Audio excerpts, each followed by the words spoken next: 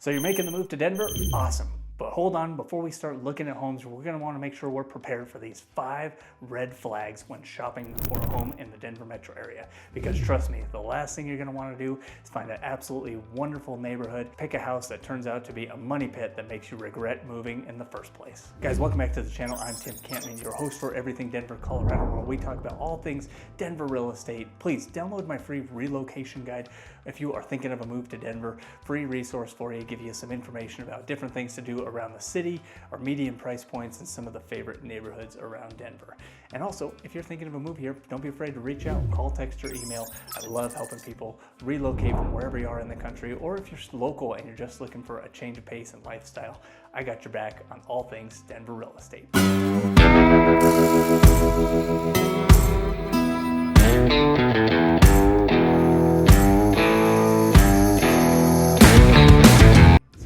Breaking down the 5 red flags you must watch out for when shopping for a home in Denver.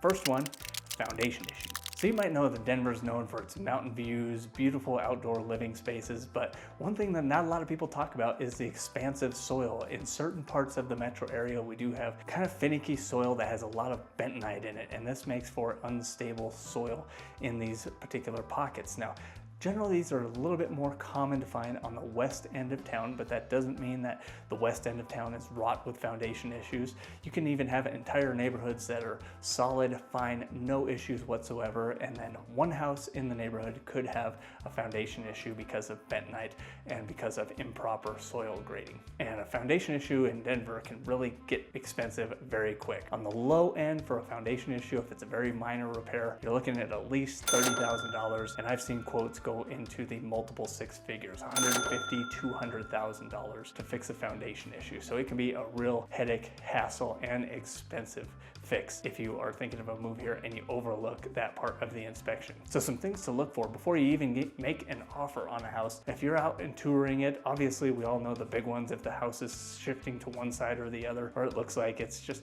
crooked, but if the doors are sticking, if you're seeing certain crack patterns in the drywall as you're touring the home, what we look for is not just, a crack here or there, but if you see some of those cracks that start to stair step or ladder up in kind of a stair stepping fashion, that could be a definite red flag for improper foundation or future foundation issues. So check the doors if they're all sticking and not opening properly. Windows the same. That can be an issue that is tied to a foundation.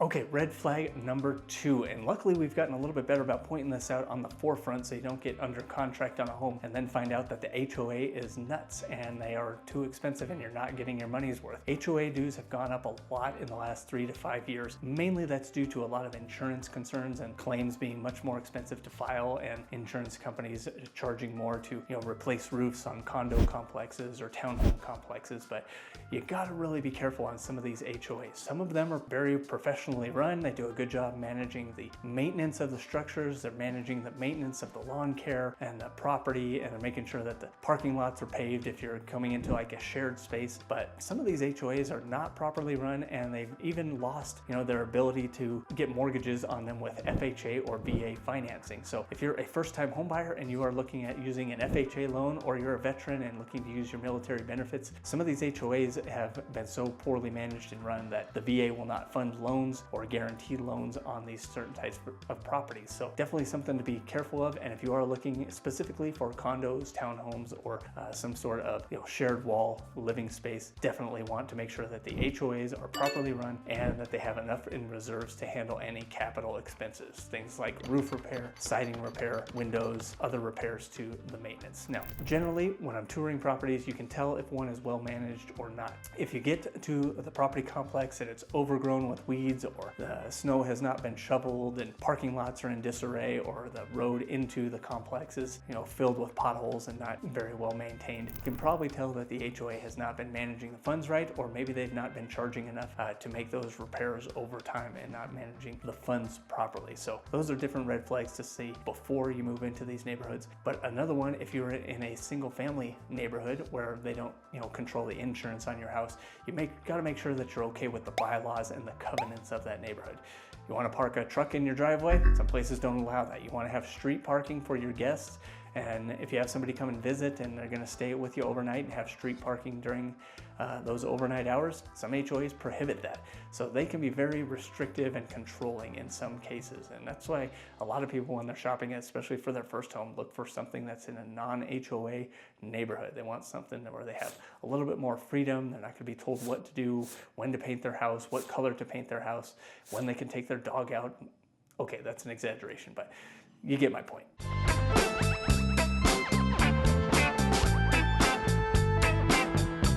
Red flag number 3. Now, if you're looking especially in Denver in some of these historic neighborhoods, you're going to find a lot of historic charm. But with historic charm comes problems. A lot of maintenance, a lot of codes that were okay 50 and 60 years ago that are no longer safe or reliable for things like our electric flow and our plumbing flows. So if you're looking at one of these historic homes, we're going to want to make sure we have a lot of information on any repairs or replacements to these major systems if they've been made. Now, a boiler system is one of the more outdated forms of heating a home in Colorado, but it's one of the most efficient and reliable if they're properly maintained and properly run right. So don't be scared off just because you see a home has a boiler system or the electrical panel may be a little bit older. Sometimes these have been replaced up to modern codes and are safe, fully functioning, and ready to go. But if you're getting into one of the historic neighborhoods, it's definitely something you want to watch out for and do your due diligence in checking. Is the electric panel up to code? Are the plumbing pipes a current like PVC or other standard use plumbing pipes, or are we dealing with cast iron and clay that may have a higher propensity to break or crack if root intrusions get in there? So definitely things you don't want to skip out on when you're doing your inspection. Denver's real estate market can be really competitive, and there are some people who want a home so bad they are willing to take the home as is and waive any type of inspection requests. And while that may be okay for your particular situation, don't overlook doing the inspection anyway, because you want to know what you're getting into before you end up signing the closing documents on that house.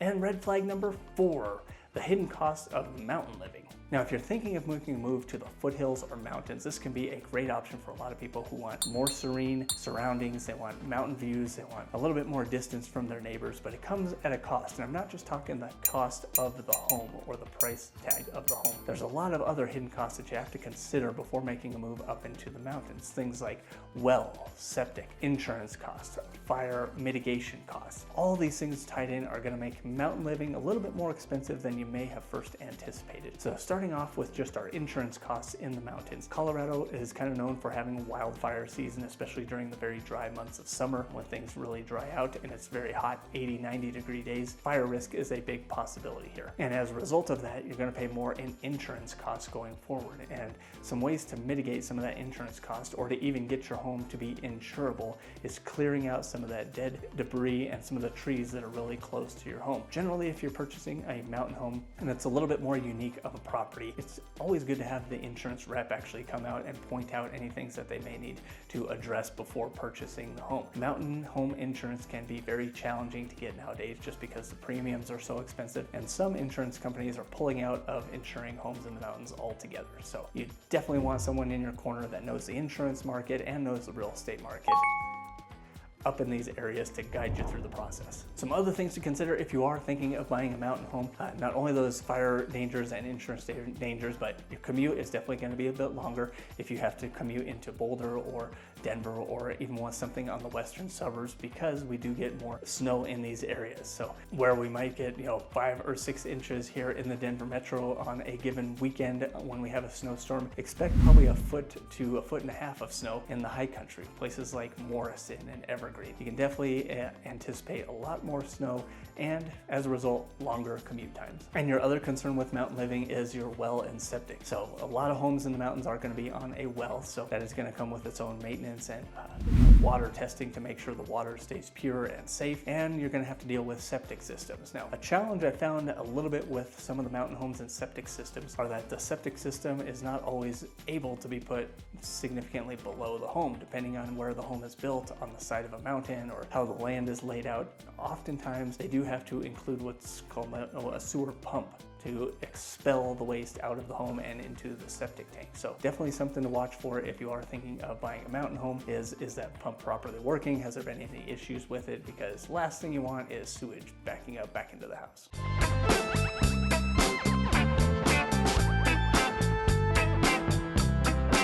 And finally, red flag number 5, and we touched on this on a couple of them, but our insurance costs. Insurance costs are skyrocketing and coverage is getting less and less here in the Denver metro area. And even some insurance companies are pulling out of certain parts. Like I said, the mountain region is having less and less insurance companies provide policies up there. So different things you have to watch out for on these insurance policies are, what is the deductible going to be? Is it worth it having a higher deductible to lower your premiums? Or what is the balance on that? What does the hail coverage look like? What does the roof coverage look like? Some of the insurance companies are now denying claims on roofs that are older than 10 years old. So God forbid you are in a home and your roof is 12 years old and you get a hailstorm coming through and destroys the roof. Insurance companies are not paying full replacement value on some of these homes now. So make sure that you're getting with a trusted professional, me and my team of insurance brokers and lending professionals, to make sure that we find the right coverage for you that's going to protect you and your most valuable asset going forward. So there we have it, 5 major red flags before you even start the search on your home in Denver. You want to be aware of these things. So if you are thinking of a move here, make sure you reach out to me, call, text, or email. I got your back on all things Denver real estate, and we will get you set up for success. None of these red flags should be an absolute deal breaker for moving away from Denver or overlooking Denver altogether. They're just